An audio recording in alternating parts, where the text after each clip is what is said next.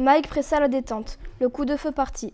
John s'effondra dans son assiette. Le sang s'écoula rapidement sur la nappe. Les larmes montèrent aux yeux de Mike, plein de haine et de honte. Dans les minutes qui suivirent, Mike, en état de stress intense, débarrassa la table et roula le corps de John dans la nappe. Il traversa le salon de sa villa, ouvrit la baie vitrée qui donnait sur le jardin.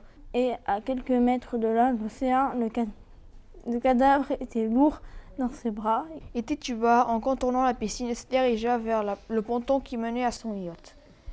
Une fois à bord, il descendit John dans la cabine et le lâcha sur le sol. Il mit plusieurs minutes à reprendre son souffle. Thompson. Appela Mike. Qu'est-ce qu'il fait d'abord? Il crie police. Police. Non mais c'est Mike, t'es là? C'est quand même, ouais, c'est quand même Mike, leur collègue. là. Donc il frappe à la porte. Toc, toc, toc. Frappa à Mais la porte elle est fermée. Toc, Elle est toc. ouverte. la porte. Non. Si. Mais non, Alors il a fermé. frappa à la porte, je suis d'accord. Et se rendit compte. La finalité, c'est de tenter de donner le goût de l'écriture autre que l'écriture rédactionnelle habituelle à des adolescents pour le devoir scolaire, de leur montrer qu'on a une langue qui est très riche, qui permet de s'exprimer quasiment sans limite sur à peu près tous les sujets, et puis de leur, alors, évidemment de susciter des vocations si tant est que ça puisse amener à ça, et puis leur faire toucher du doigt l'écriture d'un roman policier, comment ça s'écrit, comment ça se dissèque, comment ça se décide, de quoi on traite, voilà, de survoler ce que ça peut être que le travail d'un auteur qui se lance dans une histoire quelle qu'elle soit, alors là en l'occurrence une histoire policière. Mais vous avez déjà vu une mitraillette Thompson? Je dis pas comme ouais. Mais oui, sur le jeu en réseau là, quand on joue à un jeu. Voilà, c'était ça la mitraillette Thompson. Toutes les petites histoires qui arrivent, toutes les scènes d'action, comment elles se déclenchent, pourquoi il faut la faire intervenir à tel moment plutôt qu'à tel autre pour rythmer le roman. Alors ils ne pourraient pas le disséquer bien entendu, et je suis là pour les aider à ça, mais c'est une mécanique narrative qu'ils ont, je pense qu'ils ont intégrée. Parce que, mine de rien, ils lisent, que ce soit Hunger Games, que ce soit la guerre des clans, que ce soit Harry Potter. Donc ils savent que ça fonctionne de cette manière-là.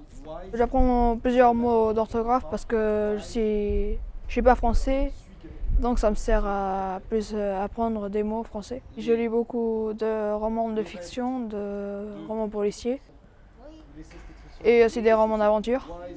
J'aime lire, j'aime écrire, je lis beaucoup des polars. Et puis, cette expérience, j'avais vraiment envie de l'essayer. Ça aide à développer notre imagination. Après, on voit un peu comment ça se passe quand on fait un polar, puis plein d'autres choses.